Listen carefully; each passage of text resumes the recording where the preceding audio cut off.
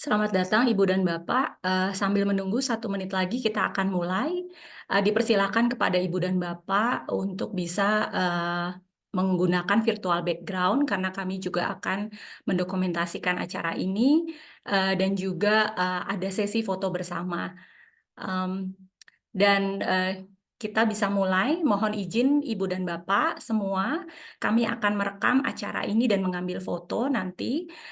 Dan juga semua pelantang atau mikrofon kami matikan. Terima kasih. Silahkan moderator dipersilahkan. Terima kasih. Assalamualaikum warahmatullahi wabarakatuh. Salam sejahtera untuk kita semua.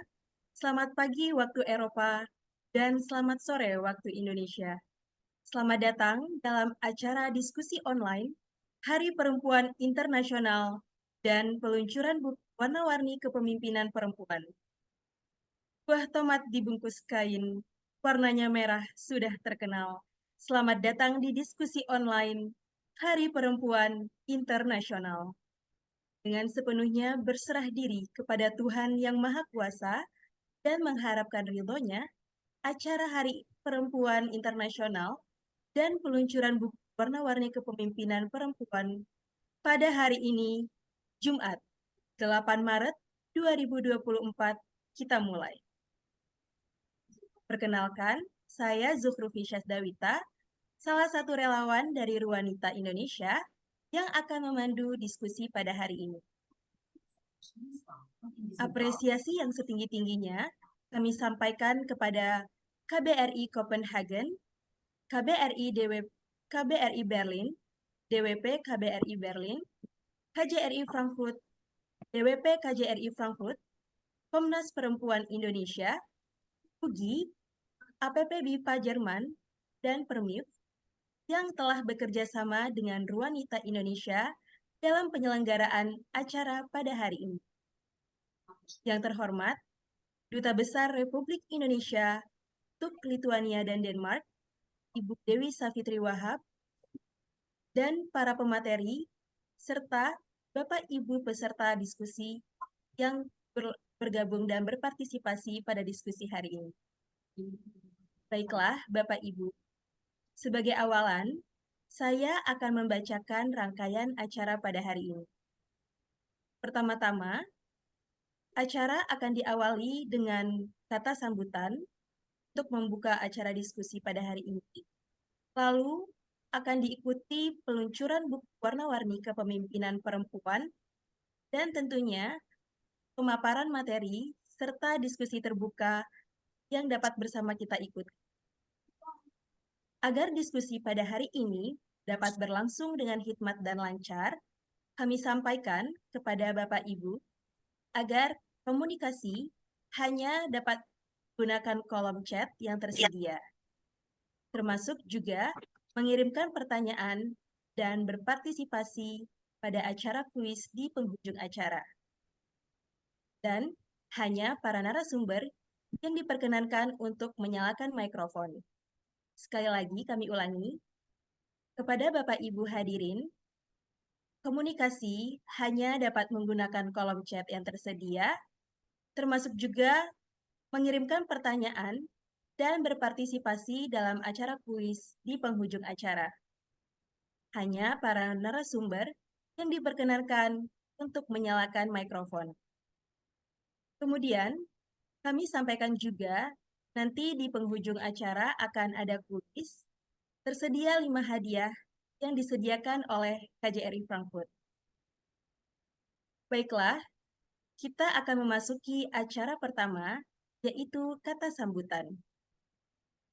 Dari kampung pergi ke kota, hendak pergi ke rumah paman. Kami persilahkan Ketua Dharma Wanita berkenan memberikan kata sambutan. Kepada yang kami hormati, Ibu Tensi Triantoro, Ketua DWP KJRI Frankfurt, dipersilahkan. Terima kasih. Yang terhormat Ibu Dewi Savitri Wahab, Duta Besar Republik Indonesia untuk Denmark dan Lituania. Yang kami hormati Ibu Titi Hafaz Ugroseno, Ketua DWP KBRI Berlin, pemateri dan penanggap Ketua DWP APP BIPA Jerman Ibu Andi Nurhaina, beserta seluruh peserta diskusi daring dalam rangka perayaan Hari Perempuan Internasional. Assalamualaikum warahmatullahi wabarakatuh. Salam sejahtera. Om Swastiastu, Namo Buddhaya, salam kebajikan. Saya sangat berbahagia hati bahwa pada hari ini dalam perayaan Hari Perempuan Internasional tahun 2024, kita dapat melaksanakan acara diskusi dan peluncuran buku Warna-Warni Kepemimpinan Perempuan. Terima kasih kepada Konsul Jenderal KJRI Frankfurt, Bapak Antonius Yudi Triantoro dan jajarannya, sehingga kami dapat melaksanakan pertemuan ini. Selamat kepada Wanita Indonesia atas inisiasinya memberikan ruang-ruang tanpa sekat untuk kaum perempuan. Di sini kita tidak hanya berjabat tangan, tapi kita saling merangkul, berkolaborasi untuk perempuan dan lingkungan yang lebih baik. Kegiatan yang bukan sekedar perayaan, melainkan dengan diskusi. Semoga dialog yang akan kita laksanakan membawa hasil konkret akan kepedulian dan kesadaran dalam membawa perubahan baik dalam segi kehidupan. Seperti yang sudah kita semua pahami, bahwa tema Hari Perempuan Internasional tahun 2024 adalah Inspire Inclusion. Tema ini menggarisbawahi pentingnya inklusi perempuan dalam segala segi kehidupan, dari sosial, budaya, ekonomi, hingga politik. Inklusi adalah kunci bagi kemajuan yang berkelanjutan, di mana setiap perempuan merasa diakui, dihargai, dan didukung dalam mengaktualisasikan potensinya. Organisasi Dharma Wanita Persatuan sendiri menjadi mitra sejajar dalam membantu menyukseskan program pemerintah. Nota kesepahaman dengan berbagai kementerian dan lembaga teknik seperti Kemendikbudristek, Kemenkes, Kementerian Pemberdayaan Perempuan dan Perlindungan Anak, dan yang terakhir adalah Perpustakaan Nasional telah ditandatangani untuk melaksanakan program kerjanya. Komitmen kami tidak hanya untuk mendukung perempuan dalam menghadapi tantangan-tantangan yang ada, tapi juga memastikan bahwa mereka memiliki akses penuh terhadap pendidikan dan literasi. Pendidikan dan literasi. Melek literasi adalah fondasi utama bagi kemajuan, bukan hanya bagi perempuan, tapi juga bagi keluarga dan masyarakat secara keseluruhan. Dengan memperkuat literasi, kita tidak hanya membuka pintu menuju kesetaraan, tapi juga menguatkan peran penting mereka. DWP sendiri dengan lingkup kerja yang sangat luas, meliputi dalam negeri yang tersebar di seluruh Indonesia dan perwakilan Indonesia di luar negeri, jelas merupakan aset yang sangat besar. Untuk itu, perempuan harus kuat dan tangguh, terutama untuk keluarga dan lingkungan masyarakat. Pemberdayaan perempuan di dalam negeri tentunya akan berbeda dengan di luar negeri. masing-masing mempunyai tantangan yang berbeda-beda. Kita semua memahami bahwa tidak sedikit juga yang mengalami bahwa perempuan memiliki peran krusial dalam membentuk masa depan, baik sebagai ibu yang memberikan fondasi yang kokoh bagi generasi mendatang, maupun sebagai mitra dalam mendukung pasangan dalam mengelola keluarga. Dalam kesempatan ini saya ingin sedikit membagi cerita pribadi saya sebagai seorang istri diplomat dan ibu dari 2 orang putra yang berpindah-pindah, senantiasa berpindah-pindah tempat penugasan di dalam maupun di luar negeri. Tentunya bukan hal yang mudah untuk saya pribadi mengembangkan diri, terlebih untuk anak-anak yang harus menyesuaikan dengan lingkungan baru, dengan budaya yang berbeda-beda tentunya. Saya rasa bagi kita yang hidup berpindah-pindah sangat terkait dengan pengalaman saya ini. Saya selalu mencoba untuk mengambil hal yang positifnya, untuk mengusahakan perkembangan anak-anak tetap terjaga.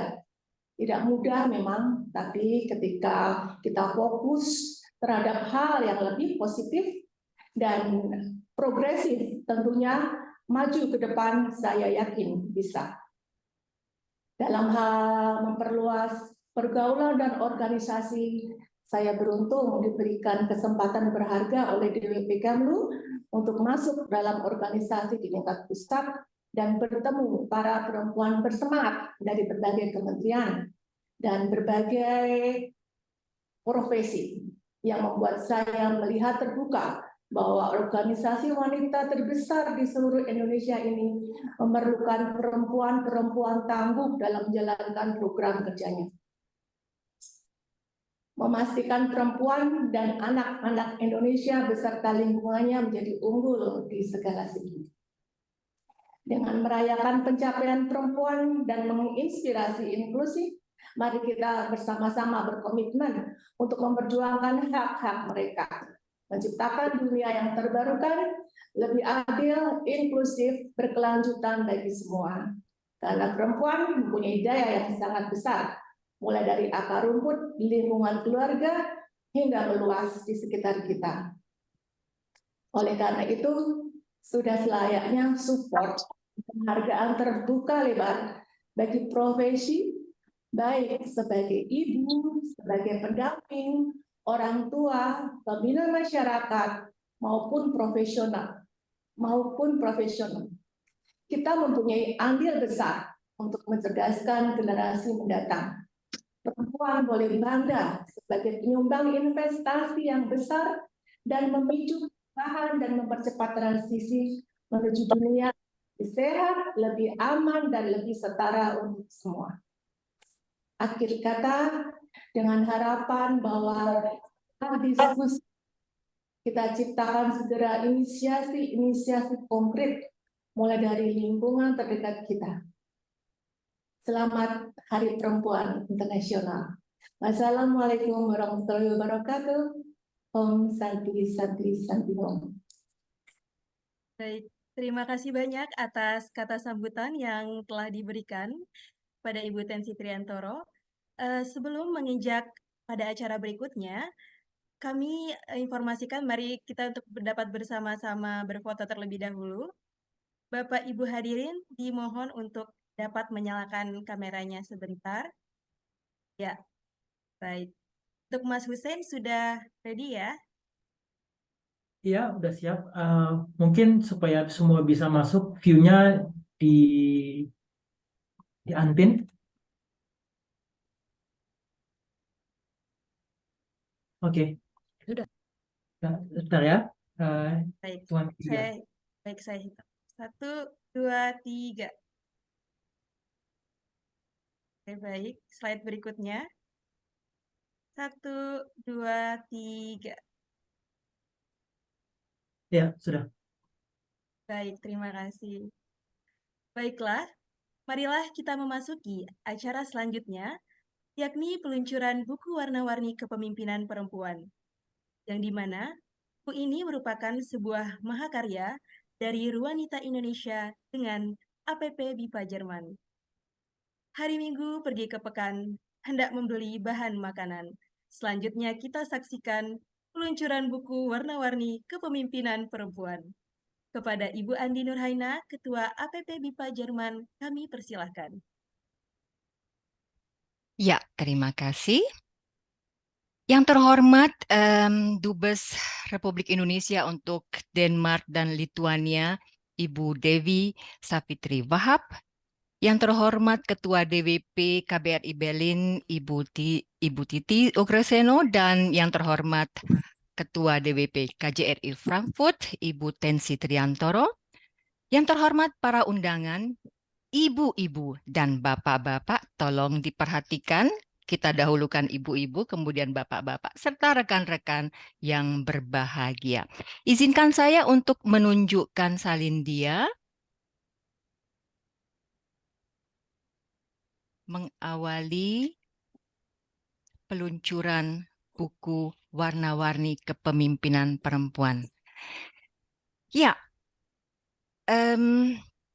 izinkan saya memulai dari belakang. Apa sih yang menjadi latar belakang dari pembuatan buku ini? Dan Mbak Ana dari Ruanita meminta saya atau menugasi saya untuk menyampaikan laporan pembuatan buku ini. Tak lain dan tak bukan, oh maaf, saya mulai dari belakang. Tak lain dan tak bukan, tujuan dari pembuatan buku ini mengacu pada tujuan pembangunan berkelanjutan, yaitu poin kelima mengenai kesetaraan gender yang menginginkan agar perempuan banyak dilibatkan sebagai subjek pembangunan, sebagai agen yang aktif, yang berperan dalam perencanaan, pelaksanaan, dan evaluasi kebijakan. Dan terus terang, kalau saya mencermati tujuan-tujuan yang lain di sini, saya kira tanpa kesetaraan gender akan sangat sulit atau bahkan mustahil untuk mencapai tujuan-tujuan yang lain. Kita lihat saja tujuan yang pertama, tanpa kemiskinan. Mana mungkin kita menciptakan dunia tanpa kemiskinan selama kita masih memarginalkan peran perempuan, atau tanpa kelaparan. Perempuan akan sangat berperan aktif di sini. Ya, dan inilah yang menjadi tekad dari Ruanita, yaitu untuk mempromosikan partisipasi perempuan melalui penguatan kapasitas menulis tentang tema kepemimpinan perempuan. Mengingat masih langkanya publikasi literatur karya warga Indonesia di mancanegara yang kembali mencerminkan minimnya kapasitas warga Indonesia dalam hal menulis. Izinkan saya untuk menunjukkan pesan dadak atau pesan instan yang sedikit pribadi ini, dan menurut saya ini adalah latar belakang dari semua rangkaian kegiatan yang terjadi selama ini. Ya, ide ini kemudian menggelitik Ruanita untuk berkolaborasi dengan APP BIPA Jerman seperti yang tersirat dalam pesan instan ini, yang ditulis pada tanggal 11 Oktober 2022. Dan tidak terbayangkan dalam benak saya pada waktu itu bahwa ide sederhana ini akan berkembang menjadi rentetan kegiatan, meluas melampaui sekat dan batas, lalu menjalar laksana api yang berkobar. Ya, ide ini lalu menelurkan kegiatan workshop warga menulis yang akhirnya terlaksana berkat kerjasama antara Ruanita Indonesia dengan afiliasi pengajar dan pegiat BIPA Jerman, dan juga dengan dukungan sepenuhnya dari KBRI Berlin.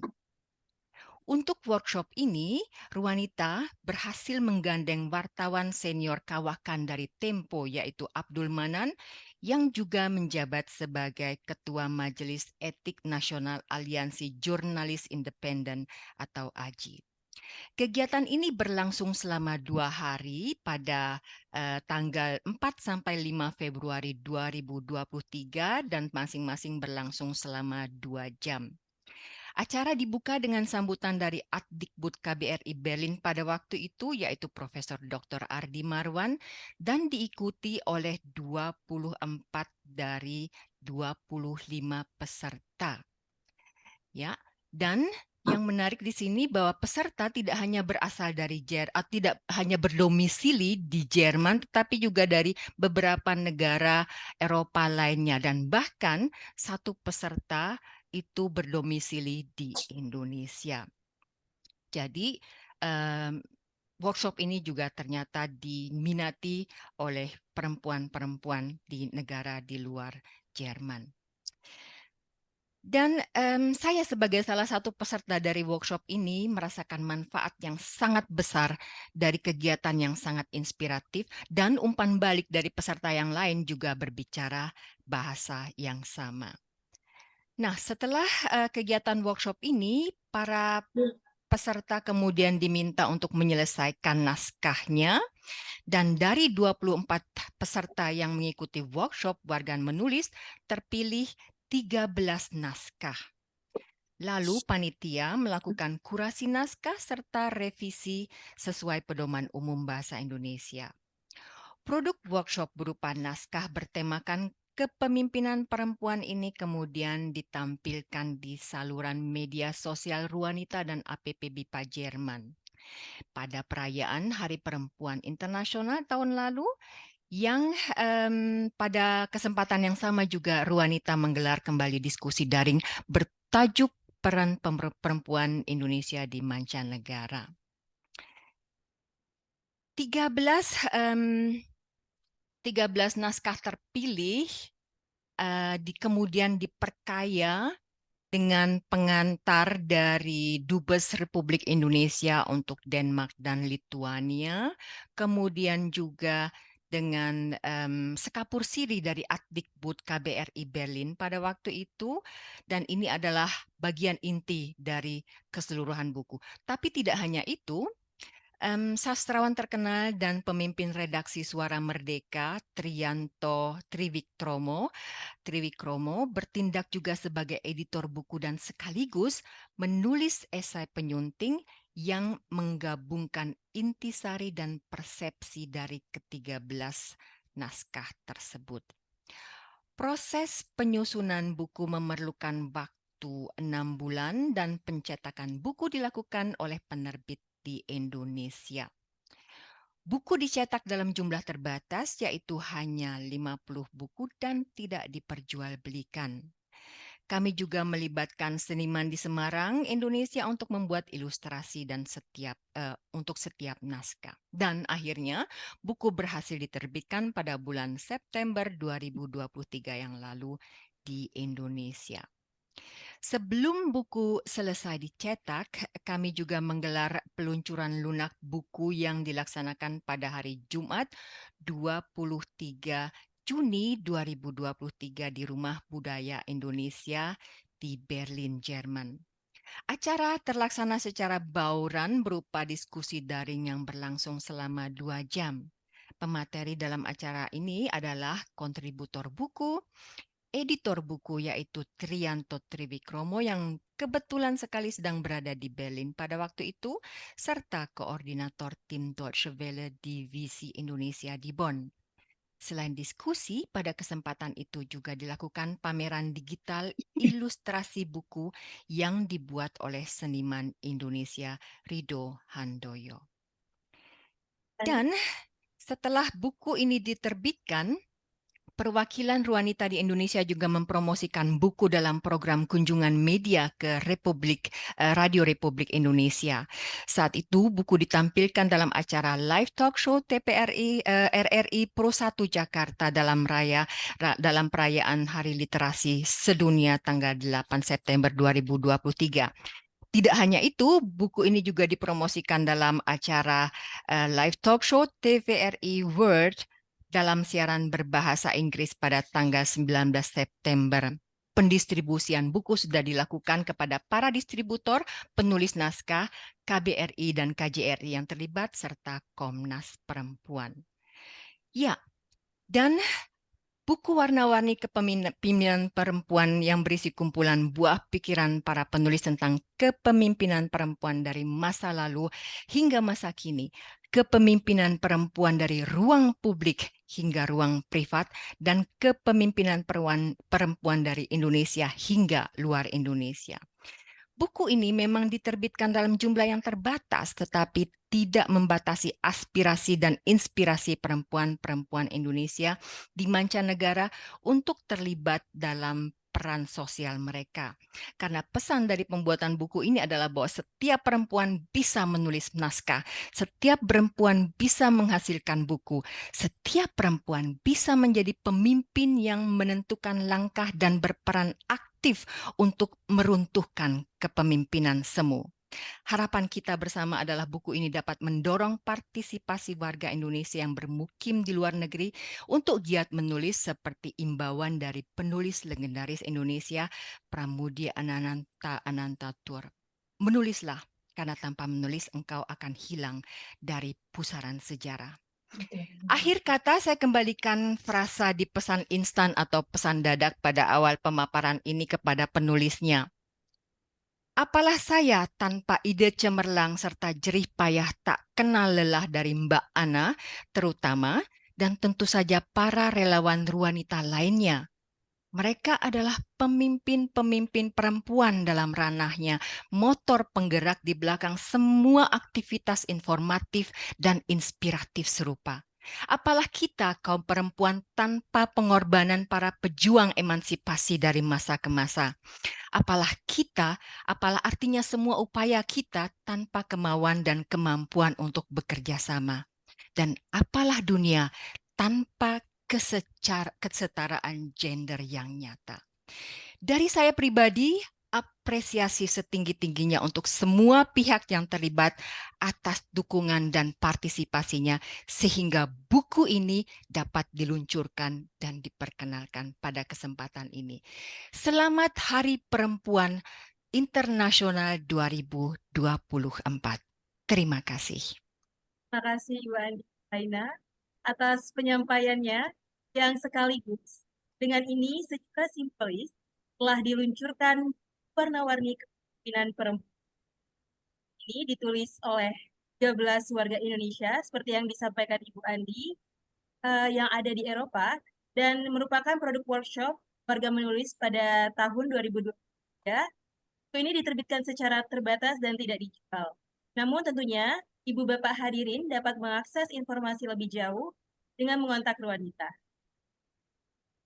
Pergi ke taman memetik bunga, bunga dipetik berwarna-warni. Untuk acara berikutnya, marilah kita ikuti penyampaian materi. Baiklah, materi pertama akan disampaikan oleh yang terhormat Duta Besar Republik Indonesia, Denmark dan Lituania, Dewi Savitri Wahab, yang akan menyampaikan materi terkait peran KBRI atau KJRI dalam mendukung partisipasi perempuan Indonesia di mancanegara. Pada yang terhormat, Dewi Savitri Wahab, kami persilahkan.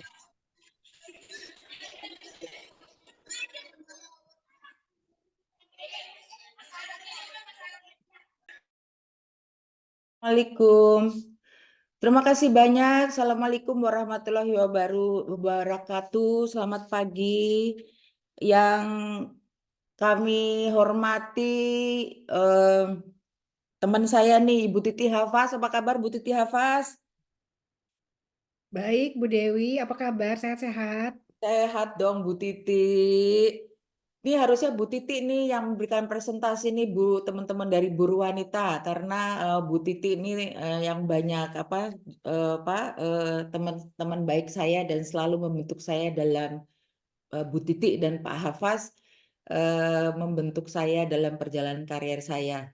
Tapi terima kasih sekali kepada Ibu Tensi Trianto sebagai Ibu Dharma Wanita KJRI Frankfurt.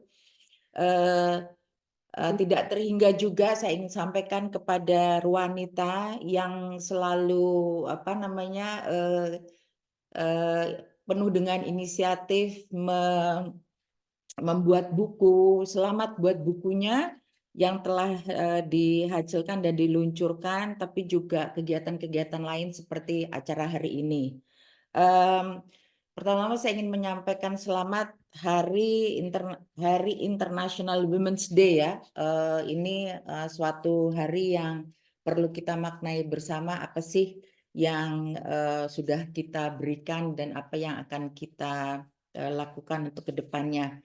Nah, saya mendapat tugas dari Ruanita nih untuk bicara soal peran KBRI dalam mendukung kiprah perempuan Indonesia di mancanegara. Sebelum itu, saya ingin bicara sedikit. Mungkin saya hanya bicara sedikit aja. Nanti saya lebih senang kalau kita ngobrol-ngobrol dan dialog, karena saya ingin mendengar juga tanggapan-tanggapan dari teman-teman di Ruanita. Dan tentunya Ibu Titi Hafaz nanti bisa memberikan perspektif yang lebih luas juga bersama-sama dengan Ibu Tensi Trianto. Boleh slide pertama, mungkin slide-nya beberapa aja ya Mbak akan saya tampilkan. Jadi tugas saya ini memberikan memberikan presentasi peran KBRI dalam mendukung kiprah perempuan Indonesia di mancanegara. Nah, sebelum menukik kepada peran KBRI, saya ingin sampaikan dulu, mungkin slide selanjutnya ya, bahwa Indonesia punya komitmen kuat dalam arus utama gender dalam pembangunan.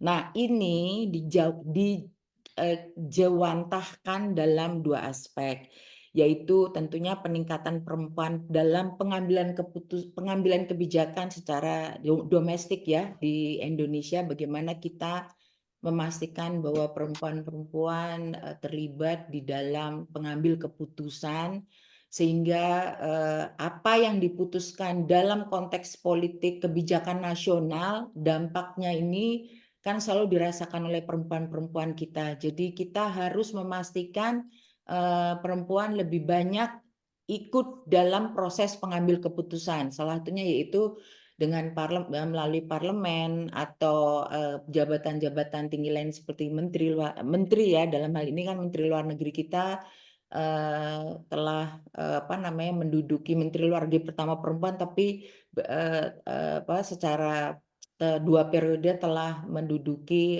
jabatan Menteri Luar Negeri. Tentunya dengan menteri-menteri lainnya kita memiliki wanita-wanita yang menduduki peran-peran perempuan. Nah, ini dalam konteks nasional ya, tapi dalam konteks internasional karena kita kan diplomat dan kita banyak berkiprah di berbagai forum. Saya ingin mengkategorikan peran-peran kita di forum multilateral, regional, dan bilateral.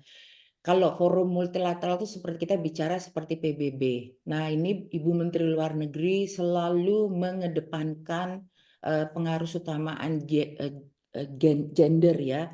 Contohnya adalah misalnya beliau selalu aktif di dalam penyampaian pernyataan-pernyataan di Dewan Keamanan, khususnya terkait dengan pentingnya peran perempuan di dalam peacekeeping operation. Selama ini kan kita tahu ya kalau peacekeeping operation itu dideploy oleh PBB ke daerah-daerah atau negara-negara yang sedang mengalami konflik.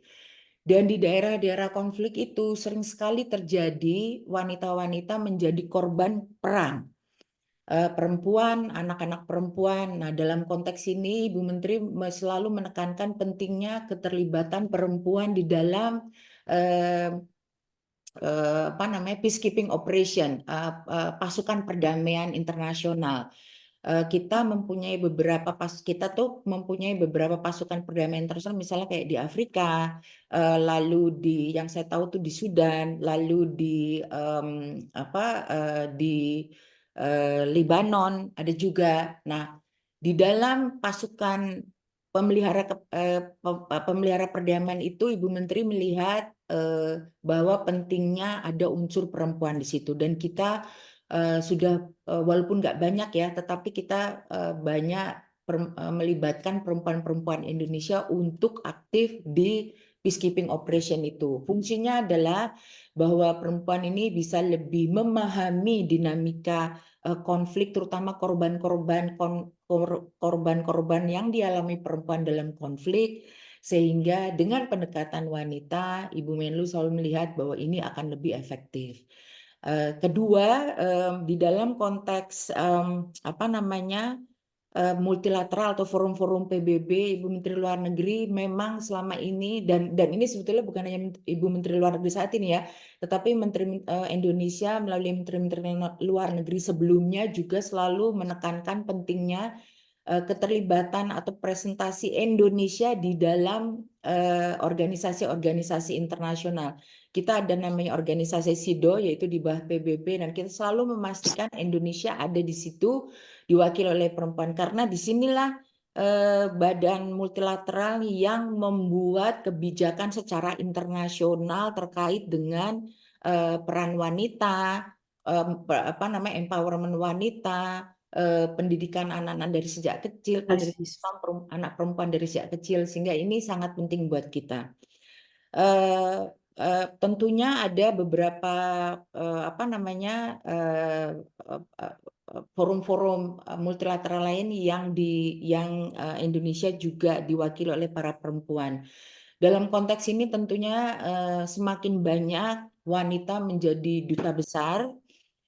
Demikian juga menjadi kepala perwakilan dalam kaitan ini adalah duta besar maupun KJRI maupun konsulat. Dan banyak juga perempuan yang menjadi deputi wakil kepala perwakilan, karena semakin banyak wanita memasuki Kementerian Luar Negeri. Nanti saya akan sedikit menginfokan berapa jumlahnya. Nah, di dalam konteks regional, Indonesia selalu aktif untuk memastikan perempuan terlibat tidak saja di bidang kebijakan ya, pengambilan kebijakan, tetapi khususnya pada saat Ibu Retno ini, beliau selalu menekankan pentingnya perempuan untuk mempunyai kemampuan atau duduk di bidang meja negosiasi. Salah satunya adalah beliau aktif untuk mengempower wanita-wanita Afghanistan. Teman-teman tahu ya, kalau Afghanistan kan selalu dimonopoli oleh para laki-laki, sehingga kebijakannya sering sekali merugikan para wanita.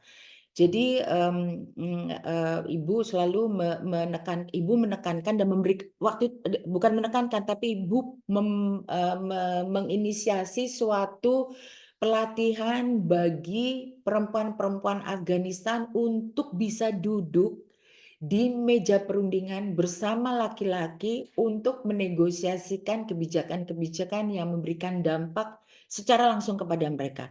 Teman-teman tentunya tahu dan membaca dari media sosial atau berita-berita bahwa dan film-film lah, perempuan di Afghanistan kadang-kadang nggak sekolah, anak-anak perempuan yang nggak boleh sekolah, terus banyaklah melakukan seksual domestik, kejahatan domestik bagi anak-anak perempuan dan ibu-ibu di Afghanistan. Nah, Indonesia menginisiasi suatu pelatihan bagi perempuan-perempuan Afghanistan untuk bisa duduk di meja perundingan. Waktu itu sangat diapresiasi, tapi kemudian keadaan politik Afghanistan mengalami perkembangan sehingga tidak seefektif seperti yang diharapkan oleh Indonesia. Selain itu, teman-teman tahu kan, ASEAN yaitu Southeast Asian Nation, Association of Southeast Asian Nation, terdiri dari 10 negara. Sekarang mungkin 11 dengan ada Timor Leste. Indonesia juga menginisiasi suatu pelatihan atau membuat networking bagi para perempuan untuk duduk, untuk bisa melakukan perundingan. Teman-teman tahu di Filipina ada konflik, Indonesia juga selalu rentan dengan konflik. Kita lihat sebelumnya di Aceh, kita lihat di Poso, perempuan-perempuan terkena dampak karena konflik. Dan karena kita punya konflik, seperti saya sampaikan tadi di Aceh atau Poso, kita mempunyai kemampuan yang diwakili oleh perempuan-perempuan, terutama perempuan Aceh ya, untuk bisa duduk di meja perundingan pada saat proses perdamaian di Aceh. Nah, ini karena kita punya pengalaman seperti ini, kita jadi memberikan share lesson lah kepada teman-teman di 10 ASEAN negara lainnya untuk bagaimana sih kita mempunyai skill untuk bisa bernegosiasi, menghadapi para bapak-bapak yang memang selama ini mengambil keputusan, ataupun bagaimana kita mengadres korban-korban perempuan akibat konflik.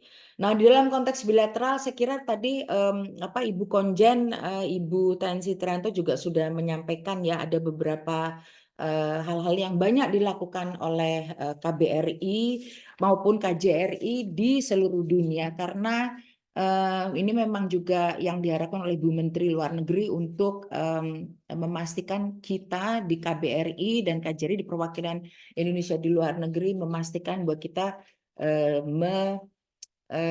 mengempower perempuan-perempuan dan mendukung kiprah perempuan Indonesia di mancanegara. Kalau boleh slide selanjutnya, tadi, nah ini ya, jadi tadi saya bicara tentang dalam konteks nasional, tenaga profesional sekarang meningkat dari 48,65% menjadi 2025 dan dengan 38,98 total pekerja di dalam negeri. Nah, banyak juga yang ada posisi tertentu yaitu strategis presiden perempuan pertama, sejumlah menteri bidang strategis, kepala daerah dan posisi strategis. Selanjutnya, nah seperti saya sampaikan tadi bahwa Kementerian Luar Negeri memastikan, yaitu Bu Menlu memastikan bahwa kita ada Permenlu 21 2020 yang merupakan landasan hukum untuk menjadi diplomat bagi perempuan Indonesia dalam menjalankan tugas, termasuk pengarus utamaan gender. Jadi ini juga merupakan satu dasar hukum di mana perwakilan-perwakilan memastikan kegiatan-kegiatan di perwakilan harus bukan tidak aja melibatkan perempuan, tapi tetap harus memperkuat pengarus utamaan gender. Misalnya seperti gini ya, contohnya, kalau misalnya kita tahu ya di beberapa perwakilan seperti KBRI Kuala Lumpur dengan KJRI-KJRI-nya, kita tahu bahwa di situ ada 2 juta pekerja, mungkin pekerja Indonesia banyak yang ilegal dan banyak sekali perempuan. Dalam konteks ini, perlindungan pekerja perempuan ini merupakan prioritas pertama ini buat Ibu Menteri. Tentunya dalam konteks perlindungan WNI ya, tapi kan di daerah-daerah di mana di negara-negara di mana banyak wanita Indonesia dipekerjakan sebagai misalnya domestic helper atau sebagai nanny dan sebagainya, perwakilan-perwakilan Indonesia diminta untuk memastikan proteksi terhadap mereka karena kita banyak tahu ya mereka sering mendapatkan sering sekali mendapatkan perlakuan-perlakuan tidak baik. Nah, KBRI, KJLI, perwakilan Indonesia khususnya di daerah di negara-negara yang mengalami seperti itu dipastikan harus memprioritaskan proteksi perlindungan kepada mereka. Misalnya kemarin kayak di UAE gitu ya, di United Arab Emirates kebetulan Kami ingatkan Ibu waktu Dubesnya datang ke tempat tersisa kami, 3 menit. cerita nih bagaimana banyak sekali orang-orang yang direkrut dari Indonesia untuk datang ke UAE bekerja. Tapi sampai sana dia nggak dapat gaji, disiksa dan sebagainya. Akhirnya KBRI ya kemudian mengambil inisiatif mengambil mereka, ada rumah transit. Dan di situ perempuan-perempuan dididik, diajarin ngaji, ngaji bersama, membuat membersihkan rumah bersama, tapi di empower lah. Nah, ini satu bentuk konkret dari perwakilan dalam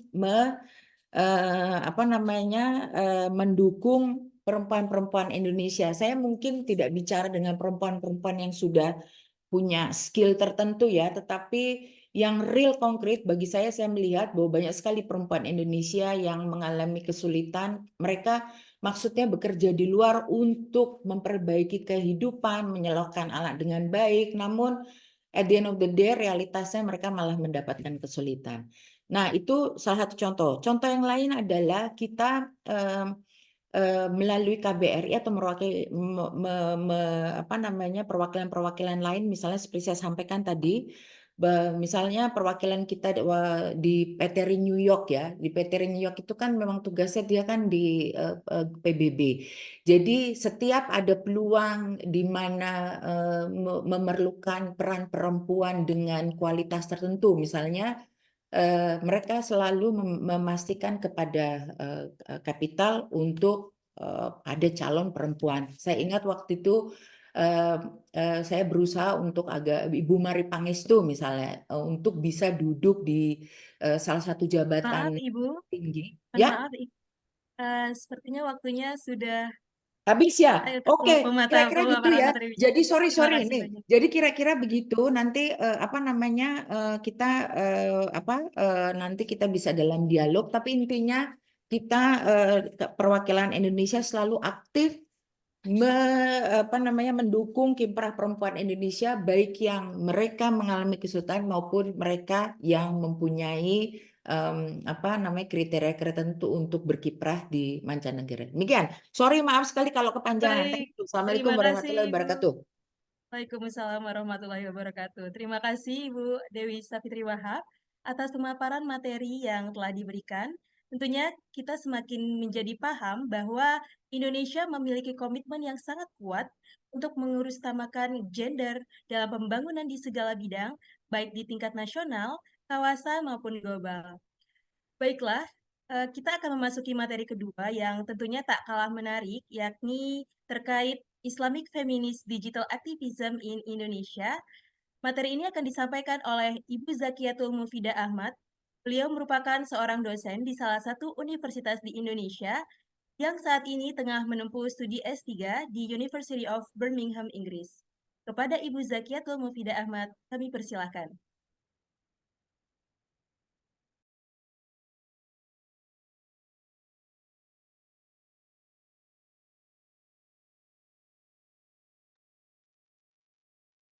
Ya. Zakia mungkin bisa pemaparan materinya, silakan.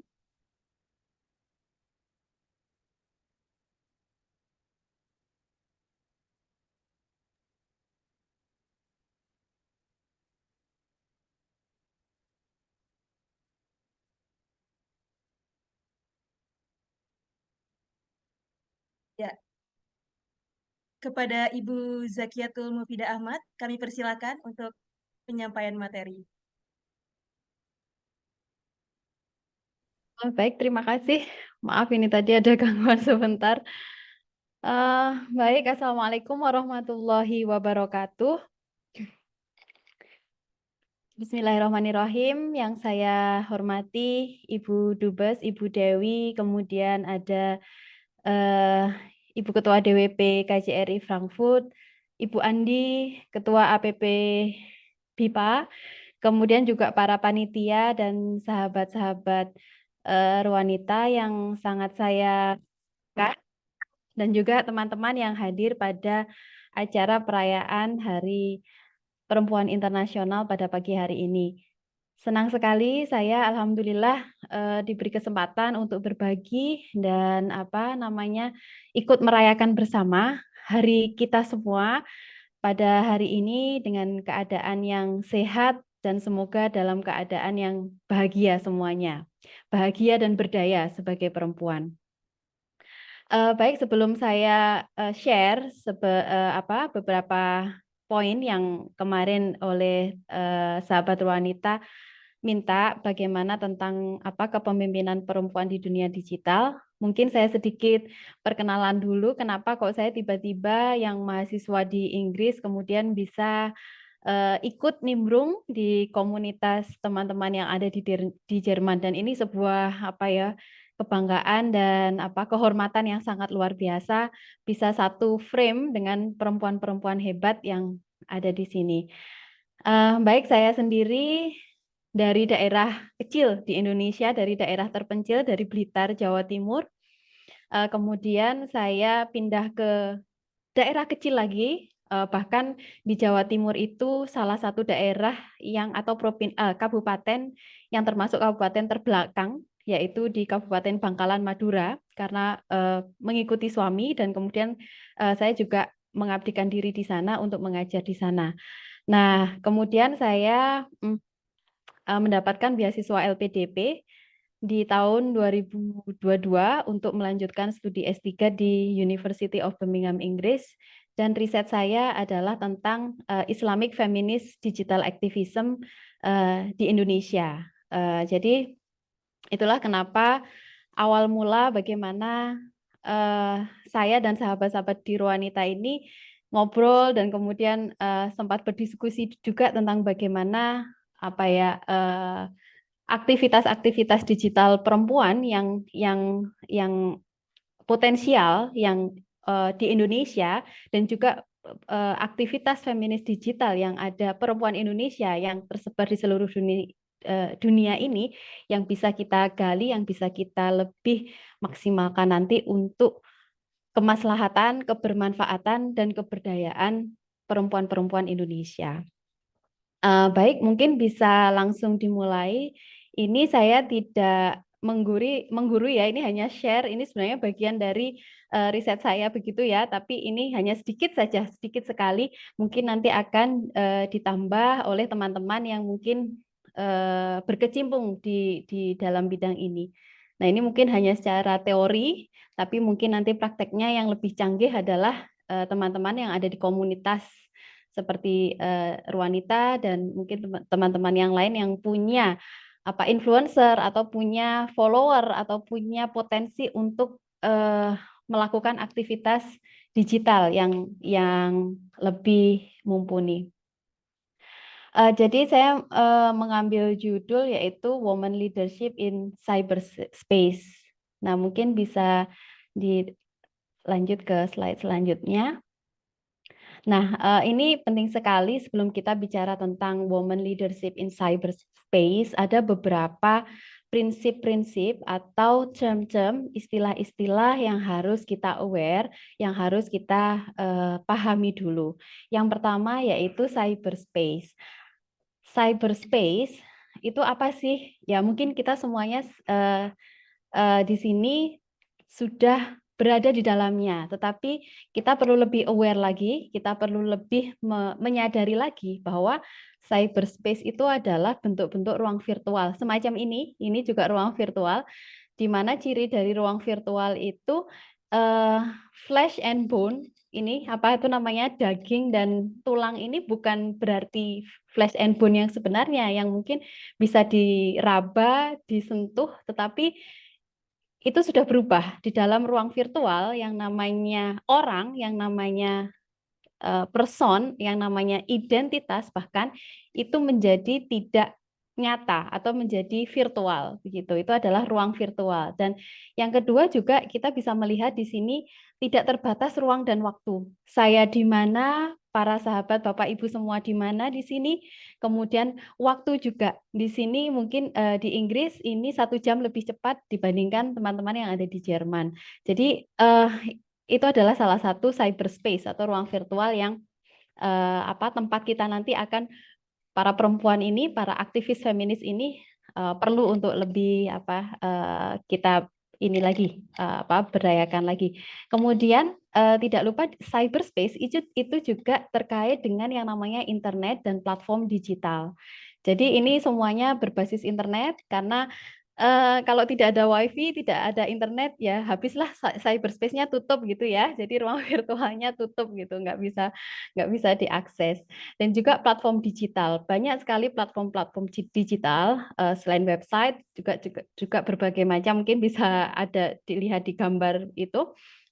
Banyak sekali platform digital yang terus berkembang ya, di sosial media terutama ya, sosial media dengan berbagai segmen-segmennya. Nah, itu adalah yang menandakan bahwa kita berada di ruang cyber, bahwa kita sekarang ini berada di ruang virtual, cyberspace.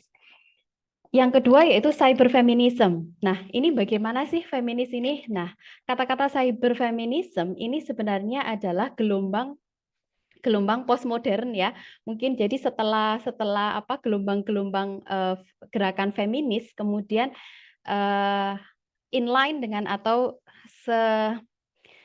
searah dengan semakin berkembangnya teknologi, maka para feminist scholars atau ilmuwan-ilmuwan feminis dan juga aktivis-aktivis feminis itu kemudian melihat bagaimana ruang cyber ini menjadi salah satu ruang yang potensial atau menjadi ruang yang promising untuk memperjuangkan agenda-agenda feminis. Agenda-agenda feminis di antaranya yaitu memperjuangkan kesetaraan gender. Nah, ini yang perlu digarisbawahi adalah bahwa yang sering perception atau misconception adalah feminis itu berusaha mengundermine atau mengurangi kemanusiaan atau keutuhan laki-laki, padahal tidak. Jadi yang selama ini disalahpahami kenapa beberapa orang atau hampir semua yang tidak pro feminis atau anti feminis itu karena beranggapan bahwa feminis itu berusaha untuk mengalihkan atau memposisikan laki-laki menjadi berkurang atau menjadi di bawahnya, padahal tidak. Sebaliknya, bahwa bagaimana kita melihat relation antara perempuan dan laki-laki itu harus setara. Kemudian relation ini nanti juga terkait dengan opportunity, kesempatan, power. Kemudian itu tadi yang dijelaskan oleh Ibu Dubes bahwa sudah dalam dunia pemerintah ya, kita punya posisi-posisi strategis yang itu diduduki oleh perempuan. Nah, itu sebuah achievement dan itu kita harus bangga ya sebagai perempuan Indonesia.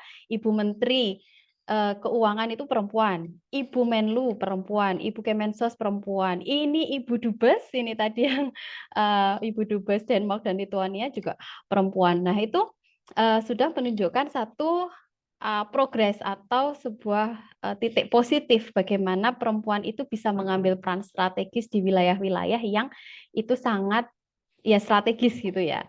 Nah, kemudian mendobrak gender stereotype. Sementara ini selama ini sering sekali kita dengar bahwa banyak sekali stereotip perempuan yang itu sebenarnya harus kita dobrak. Jangan sampai itu terus dilanggengkan.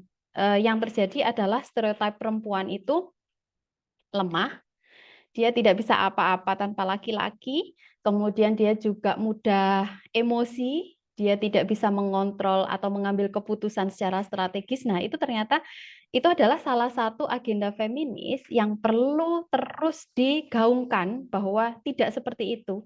Bahwa perempuan punya kapasitas untuk mengambil keputusan secara logis, punya kapasitas untuk mengambil peran atau mengambil keputusan untuk dirinya sendiri, bahkan yang pertama untuk keluarganya maupun untuk masa depannya. Nanti konteks lebih besar lagi terkait dengan negara, terkait dengan politik dan seterusnya dan seterusnya. Tapi mulai dari yang terkecil dulu, ini adalah mulai dari diri kita sendiri sebagai perempuan. Nah, kemudian juga yang tidak kalah penting adalah memberdayakan dan memperluas pilihan. Selama ini perempuan, terutama perempuan Indonesia itu dalam diskursus umum itu seolah-olah menjebak atau mengarahkan perempuan untuk hanya punya dua pilihan, mau jadi working mom atau mau jadi full time mom kayak gitu. Nah, ini saya kalau baca komen-komen netizen dulu sempat ini ya ramai di medsos perang antara golongan apa ibu-ibu yang mendukung working mom dan ibu-ibu yang mendukung apa itu namanya stay at home mom atau full time mom dan seterusnya. Hal-hal seperti itu sebenarnya tidak perlu dan jangan lagi terus digaungkan. Kita harus stop di situ. Tidak boleh lagi itu malah terus di apa ya dikompori atau diprovokasi, tidak. Tapi sebaliknya perempuan itu dengan apapun pilihannya tidak hanya terbatas pada itu saja, tidak hanya kamu memilih jadi ini atau ini, menjadi ibu atau menjadi wanita karir itu bukan pilihan yang apa ya, yang tidak seharusnya dialamatkan untuk perempuan. Tapi sebaliknya dengan Maaf, ya, Zakiatul. iya. Waktu tersisa tinggal 2 menit lagi untuk Oh menyampaikan. iya maaf, Terima ya kasih. baik, saya akan lebih persingkat lagi. Mungkin itu agenda-agenda feminis. Kemudian leadership. Nah ini penting sekali leadership. Leadership ini adalah bagaimana kita menjadi seorang pemimpin untuk diri kita sendiri, untuk komunitas kita. Nah bagaimana komunitas itu kita bisa sharing power dan melakukan teamwork. Nah, di situ leadership itu adalah punya self awareness, self care dan caring. Ini jika leaders itu adalah di ini apa namanya di apa ya disupporteri atau disemangati oleh nilai-nilai feminisme. Dan yang ini hal yang penting juga digital literasi. Nanti ketika kita berperan dalam dunia leadership di dalam cyber feminis, jangan lupa bahwa kita harus melengkapi diri kita dengan adanya literasi digital. Literasi digital itu meliputi 4 aspek, yaitu digital skill atau keterampilan digital, digital etik, etika digital atau di cyber, digital safety, dan kemudian digital culture. Kemudian mungkin next slide. Nah, ini the nature of woman leadership. Nah, ini adalah potret, mungkin ini nanti bisa ditambahkan ya, tetapi idealnya the nature of woman leadership in cyberspace itu seperti ini, adaptable. Ini sangat terkait dengan sambutan Ibu KJRI tadi bahwa perempuan itu lebih mudah beradaptasi, baik dengan lingkungan baru, dengan kondisi baru, situasi baru. Mohon Nah, itu maaf, Ibu adaptable. Zakia. Waktu untuk penyampaian materinya sudah Oh, berakhir ya. oh ya, Mungkin kita baik, bisa mohon maaf. lanjutkan di Iya, diskusi. iya, oke, baik, ya. Terima kasih, Mbak. Terima kasih banyak Ibu Zakiatul Mufidah Ahmad atas pemaparan materi yang disampaikan. Tentunya kita tadi sedikit banyak lebih paham ya, semakin dan juga semakin termotivasi untuk dapat berkontribusi khususnya kaum perempuan dalam berperan aktif, terutama dalam membangun kepemimpinan perempuan khususnya di dunia digital. Pagi hari minum jamu, hendak disuguhkan kepada tamu. Jika ingin mengenal orang berilmu, belajar bertanya tiada jemu. Baiklah, Ibu Bapak hadirin yang kami hormati, saat ini kita akan memasuki sesi diskusi terbuka. Sebelumnya, kami akan membacakan pertanyaan yang telah dikirimkan. Ya. Oke, baik. Oke. Saya akan membacakan tiga pertanyaan terlebih dahulu. Sudah masuk ke panitia. Oke. Yang pertama, apa yang harus dilakukan perempuan Indonesia di mancanegara, khususnya dalam rangka mengoptimalkan dukungan KBRI dan KJRI? Lalu pertanyaan kedua, bagaimana membantu teman perempuan Indonesia lainnya yang terjerat permasalahan domestik seperti kasus KDRT, kekerasan dalam berpacaran, atau kekerasan di tempat kerja? Dan pertanyaan ketiga, apa yang dilakukan KBRI atau KJRI apabila terjadi pelanggaran dan tidak terpenuhinya hak-hak perempuan di tempat kerja? Baik, sepertinya tiga pertanyaan ini ditujukan untuk yang terhormat Ibu Duta Besar Ibu Dewi Savitri Wahab. Kepada Ibu Dewi Savitri Wahab kami persilakan untuk menjawab. Terima kasih. Sorry Mbak, pertanyaannya sebelah mana nih? Ya, saya coba bantu. Langsung dikirimkan ke panitia. Ada di ini enggak? Coba saya bantu. Disebutin aja deh, sebutin. Sorry, tadi saya kebetulan ada yang saya harus take care. Gimana? Sebutin aja, kasih tahu aja. Jadi, pertanyaan Pertanyaan pertama. pertama, Mm-mm. baik, apa yang harus dilakukan perempuan Indonesia di mancanegara Mm-mm. dalam rangka mengoptimalkan dukungan KBRI dan KJRI? Mm-mm. Apa yang dilakukan? Jadi pertanyaan apa yang perlu dilakukan Oleh wanita di perempuan, mancanegara ya baik, benar Ibu. untuk mendukung ya? Oke. Terus ke nomor 2 pertanyaan. Pertanyaan kedua, Mhm. bagaimana membantu teman perempuan Indonesia Mhm. yang terjerat permasalahan domestik Mhm. seperti KDRT? Oke. Terus 3 pertanyaan. Pertanyaan ketiga, apa yang dilakukan oleh KBRI atau KJRI Mhm. apabila Mhm. terjadi pelanggaran Mhm. dan tidak terpenuhinya hak-hak perempuan, khususnya hak di tempat kerja? Oke. Baik. Hak-hak ya. Oke. Good, very good question nih. Thank you so much ya buat yang nanyain. Terima kasih buat teman-teman Ruanita dan tadi saya lupa menyampaikan my appreciation kepada teman-teman yang hadir pada pagi ini untuk mendukung acara ini. Pertama ya, wanita di mancanegara apa yang dilakukan oleh KBRI. Jadi kita itu melihat teman-teman wanita di mancanegara itu sebagai mitra kita yang penting loh. Karena apa?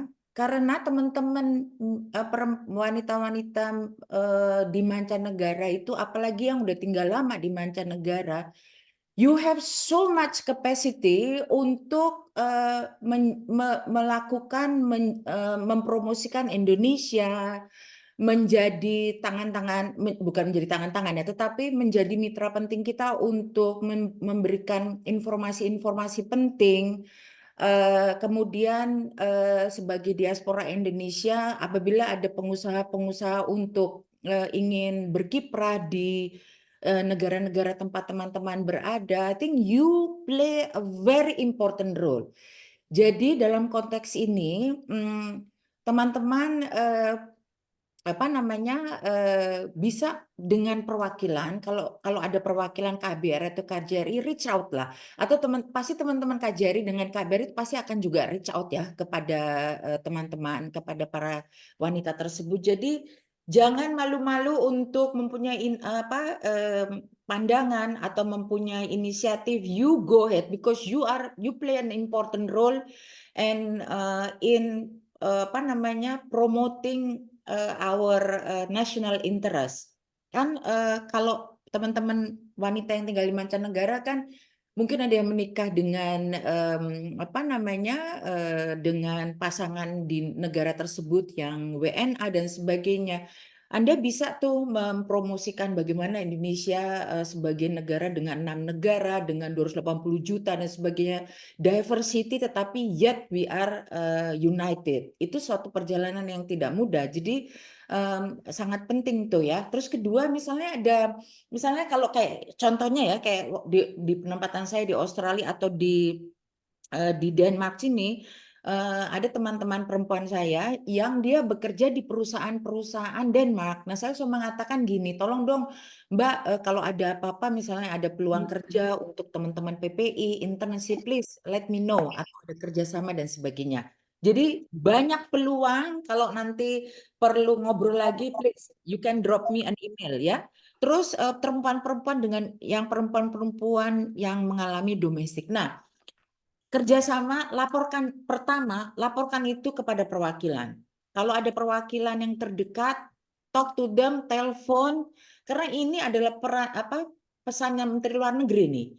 Jadi kalau teman-teman melihat ada teman yang mengalami kasus KDRT, you have responsibility untuk melaporkan itu kepada perwakilan. Perwakilan nanti tahu tuh caranya gimana. Kita udah ada kan SOP-nya, bagaimana nanti kita datangi, nanti ada kalau misalnya bisa diselesaikan, kalau enggak kita ambil dan sebagainya. Jadi your job nomor 1 adalah report that. Again, this is your moral obligation untuk report this to perwakilan.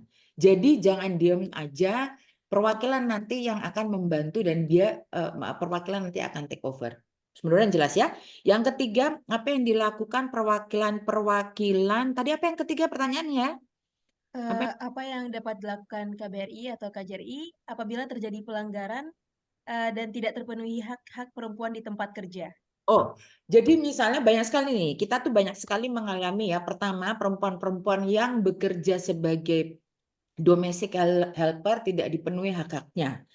Terus perempuan-perempuan yang bekerja di perusahaan-perusahaan kadang-kadang mereka sering sekali tidak mendapatkan hak-haknya. Kalau di Denmark mungkin sebagai suatu negara yang paling taat peraturan dan nomor satu free corruption, jadi ya mungkin nggak bisa contoh ya, they are already happy. Nah, tapi kalau di negara-negara lain tugasnya adalah kalau tidak bisa lapor ke KBRI atau lapor ke perwakilan. Sampaikan, karena itu kembali lagi itu adalah tugas kita untuk melindungi warga negara Indonesia di luar negeri. Persoalannya lain kalau warga negara itu udah tidak orang Indonesia tapi bukan warga negara Indonesia. Nah, itu it's a bit complicated, tapi you can always sebagai orang Indonesia walaupun negara asing, kalau saya dengan senang hati membuka pintu saya untuk ngobrol. Gimana sih Bu, kalau ada masalah gini-gini, nanti kita bisa ngobrol. Oh ya, saya mungkin punya teman lawyer, mungkin saya bisa ngobrol pro bono dan sebagainya. Tapi ada perwakilan, disitulah mitra Anda, disitulah tempat Anda untuk mengadu apapun yang Anda bisa lakukan, terutama bagi teman-teman warga negara Indonesia. Mudah-mudahan jelas. Baik, terima kasih Ibu Dewi Savitri Wahab atas respon dan jawaban yang disampaikan. Semoga ini dapat menjadi ilmu bagi kami, terutama perempuan-perempuan yang saat ini tinggal di mancanegara. Terima kasih Ibu. Baiklah, saya akan membacakan pertanyaan selanjutnya. Pertanyaan ini ditujukan untuk Ibu Zakiatul Mufidah Ahmad. Baik, pertanyaan pertama. Mengapa masih banyak anggapan negatif jika wanita memegang posisi kepemimpinan? Apakah hal seperti ini dikarenakan parenting yang salah? Lalu, bagaimana peran kita sebagai pelajar maupun masyarakat agar bisa mengatasi intensitas wanita Indonesia yang seringkali menarik diri dalam partisipasi menjadi seorang pemimpin? Baik, ini ada 2 pertanyaan, kebetulan Ibu yang masuk, saya langsung coba bacakan pertanyaan kedua. Apa tema konten untuk influencer di Indonesia yang dirasa sedang dibutuhkan di zaman sekarang ini? Dan apa platform sharing untuk influencer Indonesia di luar negeri? Baik, kepada Ibu Zakia kami persilahkan untuk menjawab.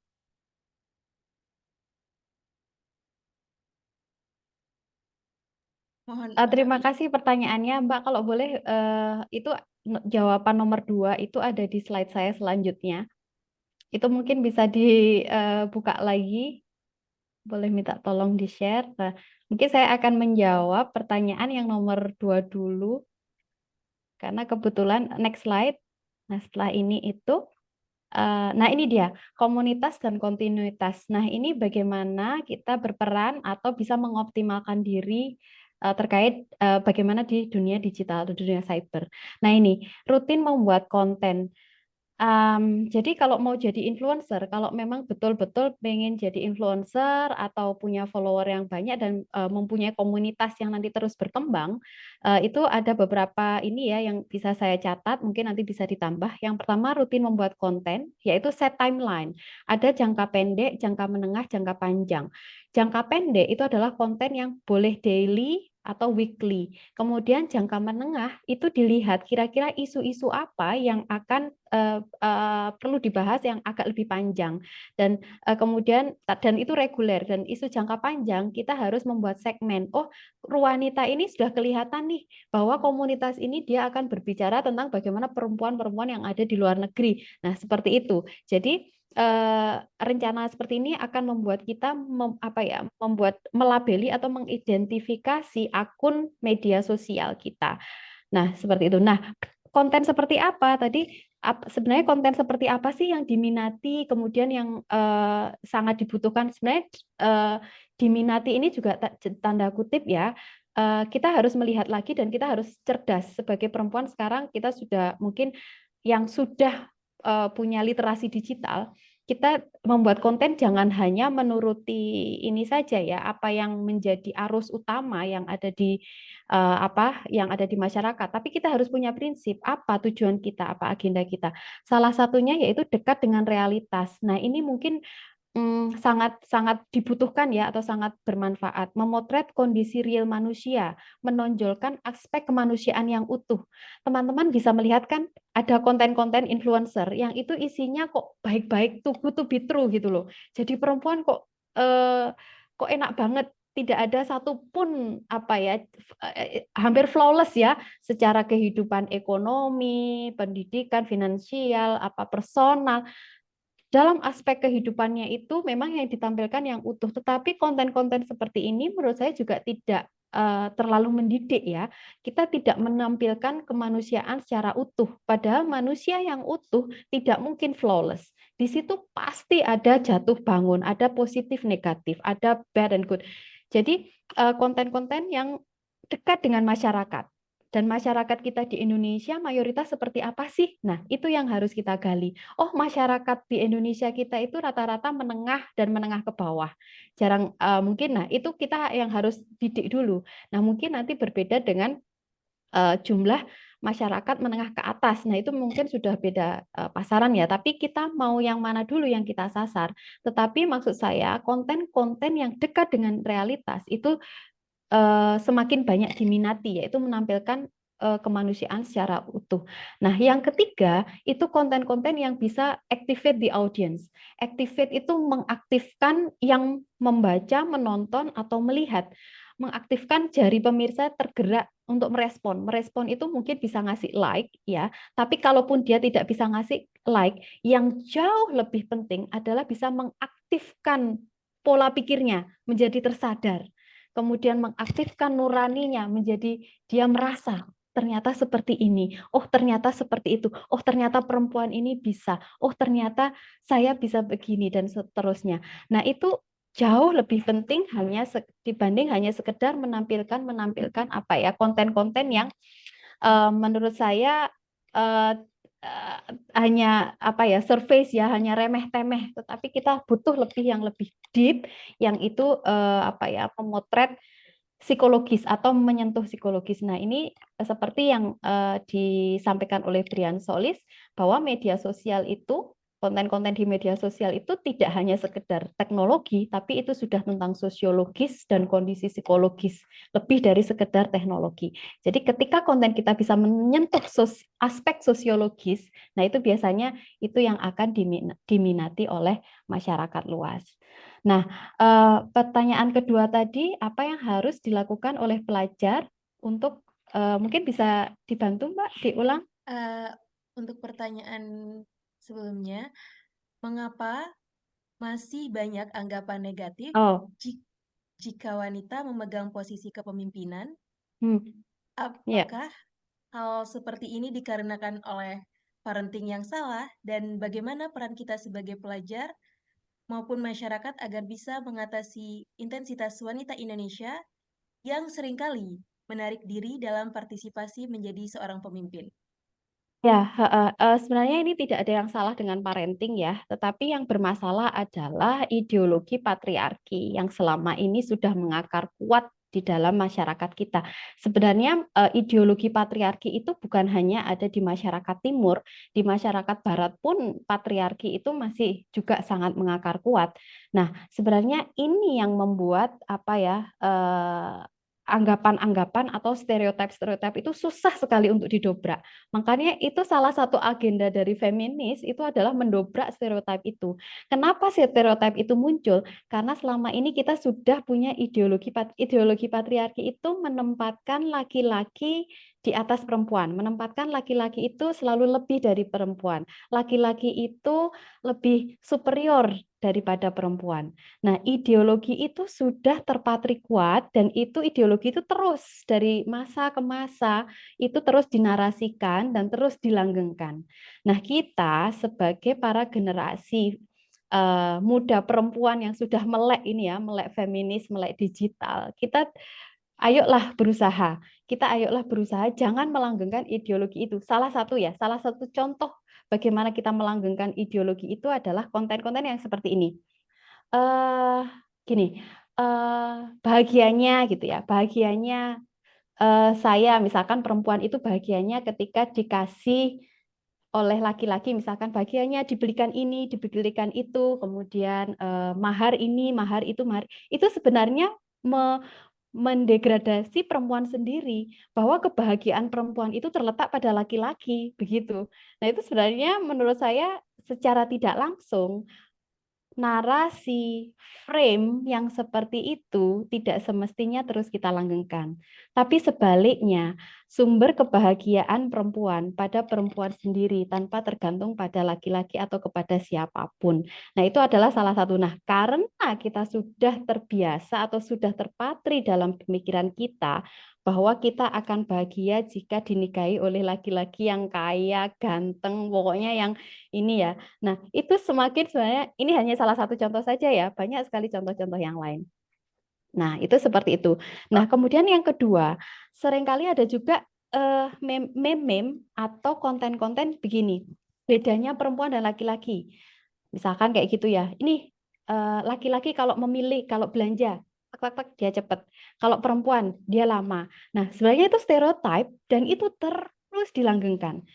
Nah, seperti itu sudah menstereotip perempuan bahwa perempuan itu tidak bisa bertindak cepat, kemudian dia hanya masih terjebak hanya seputar hal-hal yang remeh-temeh, seputar baju, seputar apa ya, aksesoris, yang itu remeh gitu loh. Sementara laki-laki diasosiasikan dia di konten-konten itu sesuatu yang penting, misalkan membangun sesuatu yang besar, misalkan masa depan anak apa-apa dan seterusnya. Nah, stereotip itu harus kita dobrak bahwa perempuan jangan seperti itu gitu loh. Perempuan itu tidak seperti itu. Nah, kenapa itu menjadi ketika perempuan walaupun sudah menempati posisi yang strategis, menjadi CEO, menjadi pemimpin, itu masih dicibir. Pasti dia nanti gampang marah kalau dia kalau PMS, kalau lagi PMS dia pasti emosi. Padahal iya itu secara biologis iya, tetapi jangan kemudian itu mengundermine, itu menjadi atau mengurangi kepemimpinan perempuan begitu loh. Jadi supaya stereotip itu hilang ya kita harus ikut mendobrak seperti itu. Nah, kenapa sekarang ini perempuan-perempuan, pelajar-pelajar itu cenderung menarik diri? Enggak, aku kayaknya enggak bisa. Enggak, cuman enggak, kayaknya aku enggak lah, aku enggak pede dan seterusnya. Kita cenderung menarik diri ketika dan ini sebenarnya saya alami juga ya. Ini saya alami juga ketika misalkan dikasih kesempatan begitu ya. Masih ada mbak itu, masih ada itu, masih ada ini yang lebih bagus, masih ada mas itu, masih ada bapak itu gitu. Kita ragu untuk mengambil kesempatan itu karena kita merasa tidak percaya diri dengan diri kita sendiri. Kenapa? Yaitu tadi sekali lagi kita jarang sekali diapresiasi. Perempuan itu jarang sekali diapresiasi. Berbeda dengan laki-laki. Berbeda dengan laki-laki. Laki-laki itu lebih banyak mendapatkan apresiasi ketika dia berhasil di ruang-ruang publik. Ini nyata saya alami ketika saya pertama kali mendapatkan beasiswa. Itu yang mengapresiasi dengan yang mencibir, itu lebih banyak yang mencibir. Ini jujur, waktu itu saya sampai sempat mengeluarkan air mata ya. Tetapi sementara teman saya yang laki-laki itu mendapatkan apresiasi yang luar biasa. Wah, selamat ya, hebat bisa menembus ini beasiswa bla bla bla. Sementara ketika itu perempuan, yang terdengar adalah seperti ini. Terus nanti gimana anak-anaknya? Terus nanti gimana suaminya? Tidak ada ucapan, yang pertama kali terdengar bukan apresiasi. Nah, itu yang kemudian ketika apapun yang kita lakukan, pencapaian yang kita lakukan itu tidak diapresiasi, akhirnya ketika ada kesempatan untuk berkembang, itu akhirnya kita akan berpikir ulang. Apakah iya aku bisa? Apakah iya aku harus ambil ini? Nah, itulah mengapa sebabnya perempuan lebih banyak menarik diri. Bagaimana caranya supaya itu tidak terus seperti itu? Kita harus kembali meyakinkan diri, kemudian membanjiri konten-konten, membanjiri hal-hal apapun di dunia sosial dan di lingkungan nyata kita. Afirmasi-afirmasi, apresiasi sekecil apapun perempuan yang lakukan itu, mereka itu penuh dengan perjuangan supaya mereka punya rasa kepercayaan dirian dan mereka punya rasa bahwa oh, the society support me, bahwa masyarakat itu mendukung saya, bahwa saya ini tidak sendiri. Nah, mungkin itu yang bisa saya sampaikan, semoga Oke, bisa baik. menjawab dua pertanyaannya. Ya, terima kasih Ibu Zakiatul. Tapi sepertinya masih ada satu pertanyaan Satu lagi? tambahan dari salah satu peserta hadirin yang hadir pada diskusi hari ini, yaitu dari Ya. Sakaria W di Swiss. Banyak gerakan feminisme yang telah menjadi salah kaprah justru membuat kita sebagai perempuan terlihat menuntut privilege yang akhirnya berdampak pada menurunkan kelas perempuan itu sendiri. Seperti misalnya tuntutan diversity terhadap keterwakilan perempuan untuk posisi manajemen yang akhirnya menjadi momok bahwasanya posisi tersebut diberikan kepada perempuan. Bukan karena kemampuan dan keterampilannya, melainkan karena pemenuhan tuntutan diversity tersebut. Lalu bagaimana kita sebagai perempuan berkontribusi untuk membenahi hal ini agar tuntutan diversity keterwakilan perempuan lebih tepat? Pada Ibu, Iya. persilakan. Jadi karena kita itu sudah berabad-abad bahwa perempuan itu feminisme ini, gerakan ini kan belum lama ya Mbak. Jadi gelombang 1, 2, 3 dan seterusnya ini kan belum lama. Berabad-abad kita itu perempuan itu ditinggal. Nah, ini memang butuh waktu yang panjang, yang lama. Nah, salah satu awal untuk mengawali keterwakilan perempuan memang memberi porsi, memang memberi afirmasi. Itu memang harus kita sadari dulu. Misalkan keterwakilan perempuan di parlemen. Meskipun pada kenyataannya akhirnya yang penting hanya ada perempuan, terlepas dia mampu atau tidak mampu. Nah, ini bagaimana caranya? Keterwakilan ini harus kita ambil, peluang ini harus memang kita ambil. Oh, memang harus ada perempuan. Saya pun melihat di dunia akademik di sini pun iya. Jadi ketika kemarin ada pemilihan postgraduate ambassador atau ada duta postgraduate begitu ya, itu memang harus ada perempuan, ada dari etnik lain, tidak harus dari white saja, dari harus ada keterwakilan memang. Nah, keterwakilan ini adalah pintu gerbang untuk tercapainya diversity. Nah, ini harus kita ambil.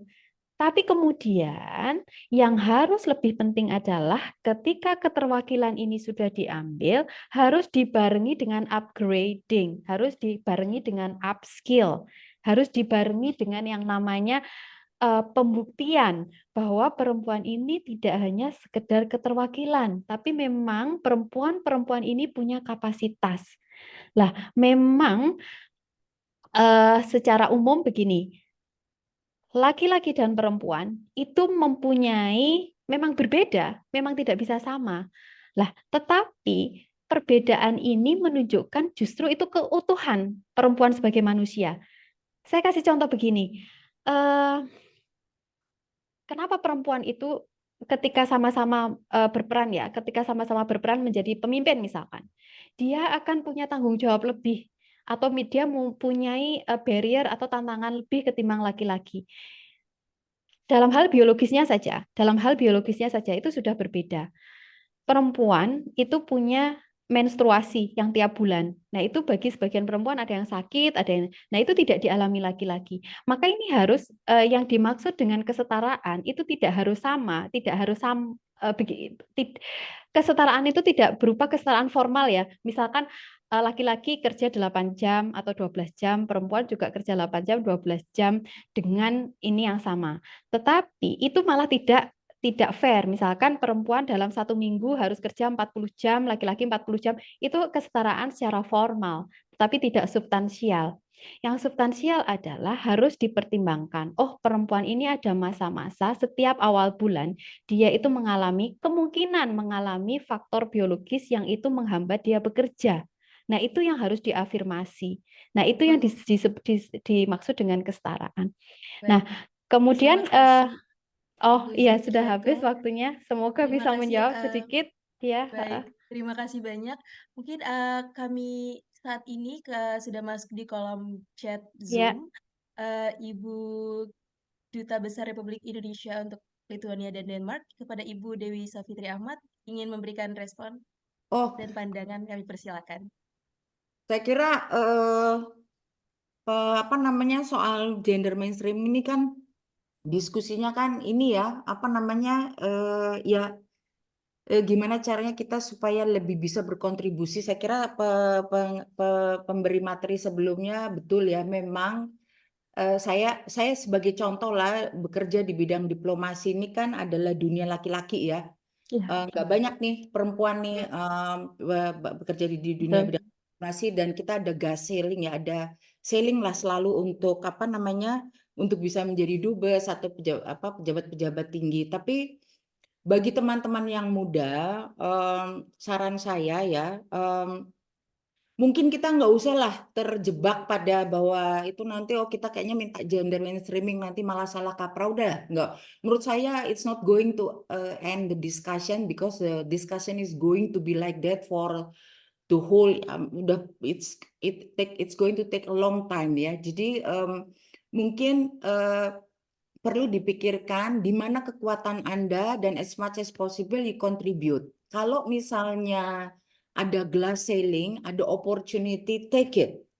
Because kita adalah sebagai individu sama, kita punya, dengan segala tadi disampaikan bahwa kita ada masalah biologis dan sebagainya. In my case, for example ya, saya menikah dengan, walaupun suami saya sudah almarhum, saya menikah dengan seorang mantan suami saya itu, bukan mantan, almarhum suami saya tuh punya anak 6 dari perkawinan pertama, terus saya punya anak 2. Jadi saya juga merepresentasikan suatu wanita yang agak di luar mainstream lah ya, karena menikah dengan duda, anaknya banyak, cucunya banyak dan sebagainya. Tetapi kalau dengerin omongan orang pusing kita ya. Jadi setelah saya semakin tua, saya melihat bahwa I think don't spend too much energy untuk sesuatu hal yang nggak perlu dipikirin. Bahwa kita kalau akan maju lah, wong kita nggak maju aja pasti diomongin orang kok. Apalagi kita mau maju, apalagi itu udah jabatan. Jadi menurut saya define what kehidupan apa yang akan Anda lakukan. Sekarang ada media sosial, tadi saya sepandangan banget tuh. Media sosial tuh sebaiknya dijadikan satu avenue platform buat teman-teman untuk memajukan sesuatu. Dalam konteks ini misalnya teman-teman wanita yang ada di mancanegara bisa tuh menggunakan media sosial, atau pelajar-pelajar merepresentasikan apa media sosial yang tentang Indonesia, sehingga orang lebih banyak tahu tentang Indonesia dengan segala kekurangan dan kelebihannya, dengan manusiawi dan sebagainya. Itu saya kira bagus. Tetapi bagi teman-teman yang hadir di sini, saya encourage karena each of you has a very much potential. So make sure that potential bisa Anda Mohon maaf, Ibu Dewi visualisasikan. Savitri. Ya, oke. Jadi Informasikan. tolong Baik, teman-teman teruslah berkiprah, karena saya yakin bahwa Anda semua sangat berkontribusi bagi bangsa dan negara Indonesia. Thank you. Baiklah, terima kasih Ibu Dewi Savitri Wahab atas penyampaian tanggapan yang disampaikan. Lalu, dengan berakhirnya respon yang diberikan pemateri, maka acara diskusi terbuka pada hari ini telah berakhir. Bagi Ibu Bapak hadirin yang masih ingin bertanya dan masih terdapat pertanyaan, bisa langsung berkirim email ke info@ruanita.com. Baiklah, selanjutnya kita akan memasuki sesi tanggapan dan benang merah dari diskusi pada hari ini. oleh Bapak Wendy Aprajuli. Beliau merupakan seorang dosen ilmu hubungan internasional di Universitas Bina Nusantara. Pada Bapak Wendy kami persilakan. Baik, Mbak Mbak. Terima kasih atas waktunya untuk hadir di forum ini. Ini forum yang sangat menarik sekali karena isu perempuan itu selalu selalu hangat untuk dibicarakan, gitu kan, karena begitu banyak masalah yang selalu hadir dan seringkali masalah-masalah ini sudah berjalan lama dan belum selesai-selesai. Jadi banyak hal yang bisa digali dari gitu. Nah,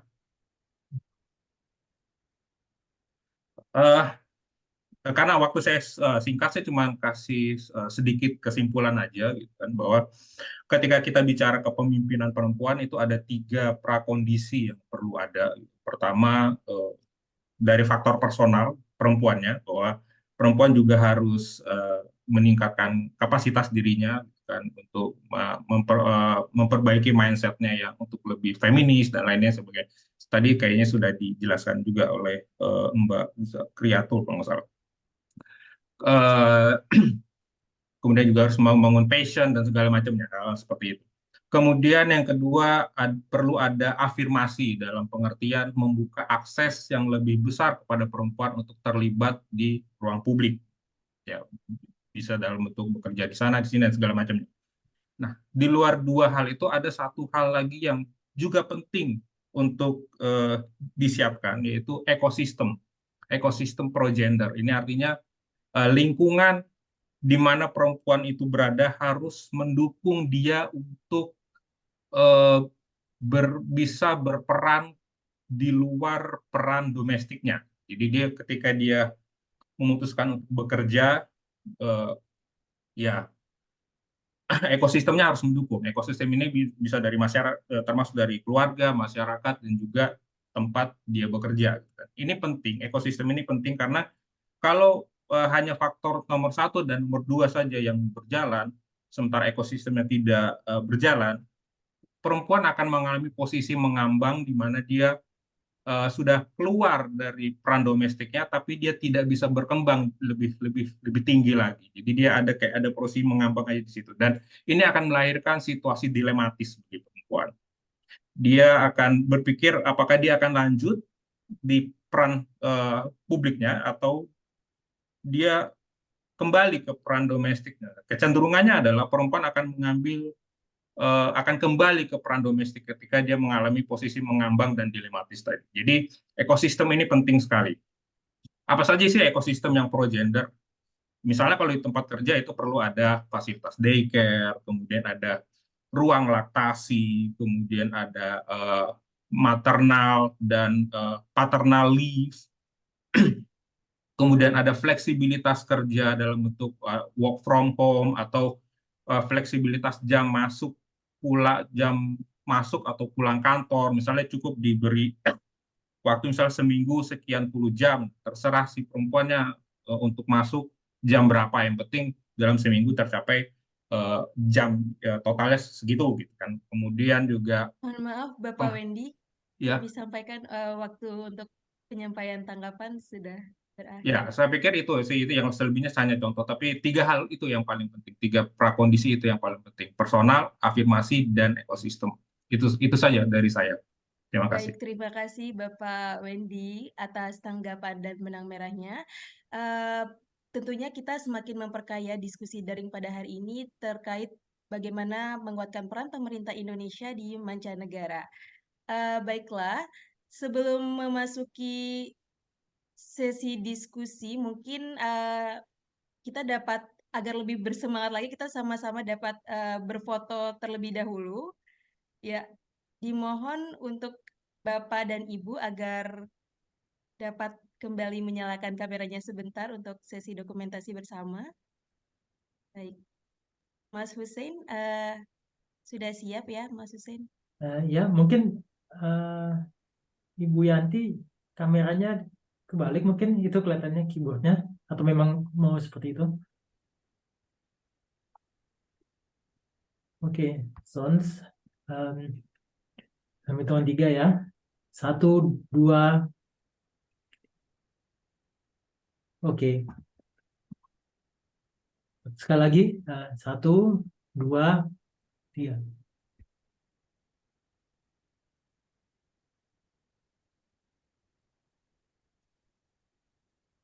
Oke, saudara. Baik, baik, terima kasih.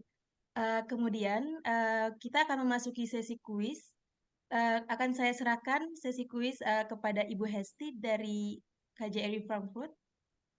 Ya, kepada Ibu Hesti kami persilakan. Baik, terima kasih Bu Rufi. Sebelumnya, apakah suara saya terdengar jelas? Ya, Baik. terdengar. Untuk kuis berhadiah dari KJRI Frankfurt, sebagaimana yang sudah dicantumkan dalam flyer, kuis ini hanya ditujukan sayangnya sementara pada masyarakat yang ada di wilayah Jerman ya.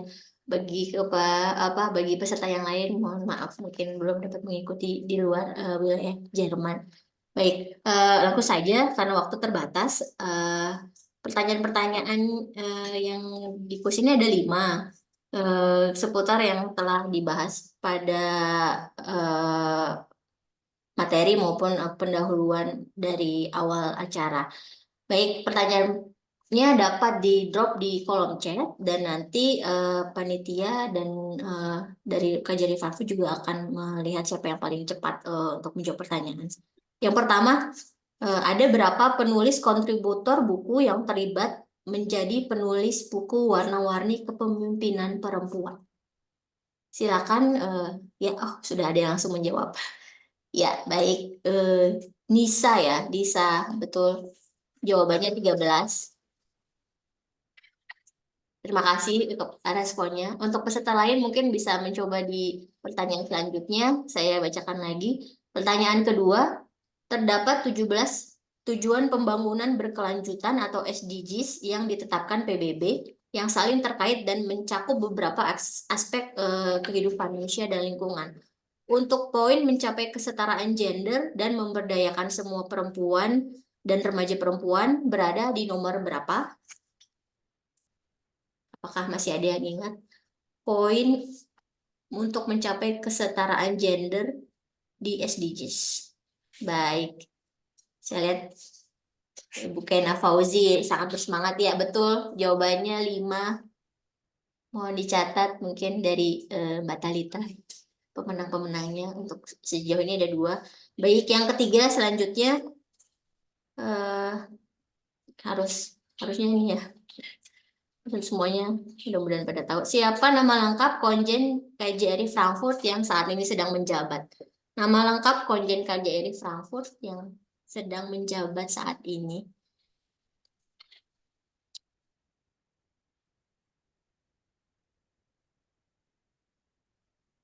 Ada yang bisa menjawab?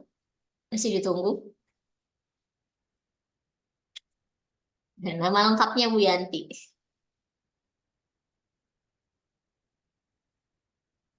Oh ya, Bu Clara lebih cepat. Baik, Bu Clara untuk pemenang nomor 3.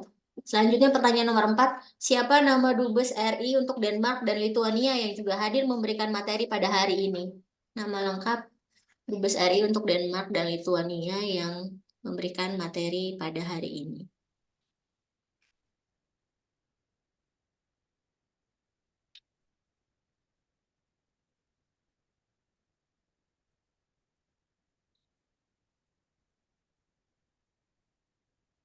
Ada dari para peserta? Pertanyaan nomor 4. Apakah ada yang bisa menjawab nama lengkap Dubes RI untuk Lituania yang juga memberikan paparan pada hari ini? Kalau mau lihat contekannya mungkin dari username. Tidak ada? Baik. Ya, Bu Widya. Bu Widya Soekarso ya, Dewi Savitri Wahab, betul. Pertanyaan terakhir, pertanyaan yang paling gampang mungkin saya bisa bilang. Apa singkatan dari Ruanita? Pertanyaan terakhir.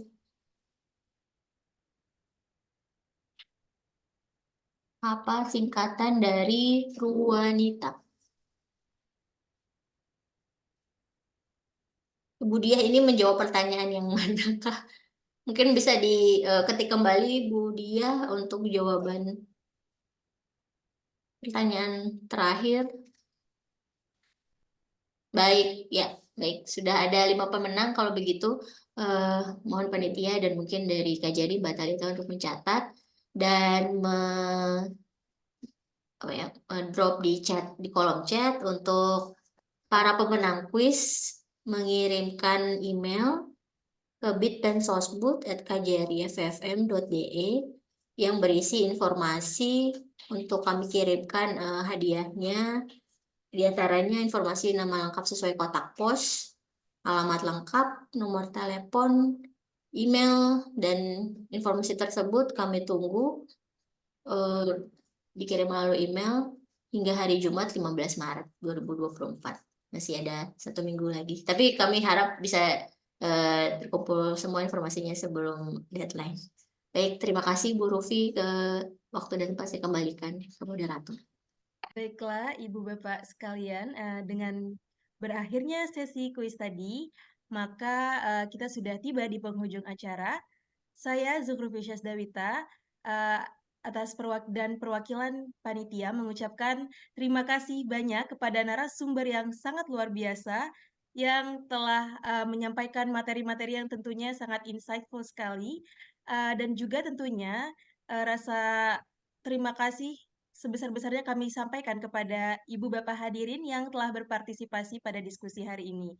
Saya mohon maaf atas penyampaian kata yang kurang tepat selama diskusi pada hari ini. Dalam semangat Hari Perempuan Internasional, mari kita dukung para perempuan sebagai individu yang berdaya, berprestasi, dan dapat berpartisipasi dalam pembangunan. Izinkan saya menutup dengan sebuah pantun. Berbaju kebaya bermotif penuh, motifnya indah dihiasi bunga. Perempuan Indonesia berdaya dan tangguh, berperan penting memajukan dunia. Baiklah, semoga kita dapat berjumpa lagi dalam kesempatan lainnya. Terima kasih dan sampai jumpa. Wassalamualaikum warahmatullahi wabarakatuh.